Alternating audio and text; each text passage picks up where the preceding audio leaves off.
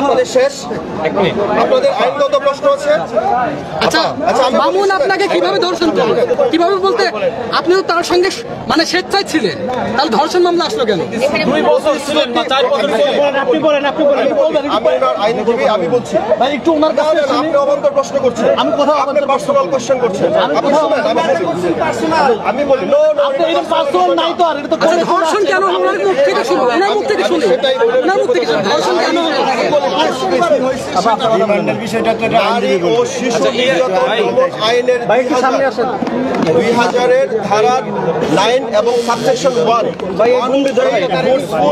প্রলুব্ধ ভয়ভীতি প্রতারণা, এই সাবক্লজগুলো প্রতিশ্রুতি সহ সাবক্লজগুলো যেখানে ব্রেক হবে সেখানে ধর্ষণ মামলা হচ্ছে মূল সংজ্ঞা। আপনারা যদি পার্সোনালে চলে যান তাহলে তো সমস্যা। এখন তো 10 মিনিট 15 মিনিট ধরে পার্সোনাল কথাই বললেন। এখানে ভাই আজকে শুনেন, এক মিনিট ভাই।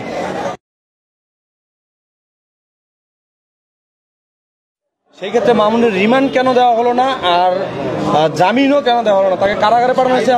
বাদীপক্ষ হিসেবে আপনারা কি দাবি করছেন? আমি বলি, বাদীপক্ষের আইনজীবী হিসেবে আয়ু সাহেব যে সাবমিশন দিয়েছিল যে ওনার যে টিকটক করে ওই এইরকম আর কার সাথে মানে সুগার মাম্মি যেটা কি বলি আমরা, যদি আমরা এই শব্দটা ইউজ করি এখানে আপত্তিকর শব্দ, এরকম তাদের সম্পর্ক আছে এবং তাদের পিছনে কোনো গ্যাং আছে কিনা এটা জানার জন্য।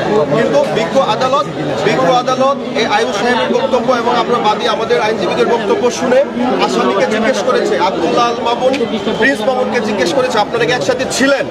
উনি স্বীকার করেছে বিজ্ঞ আদালতে আমরা একসাথে ছিলাম।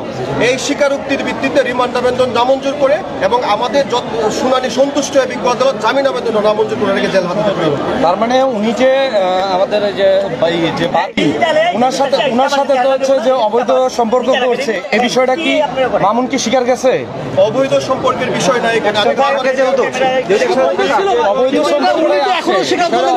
সম্পর্ক দিয়েই তো আপনার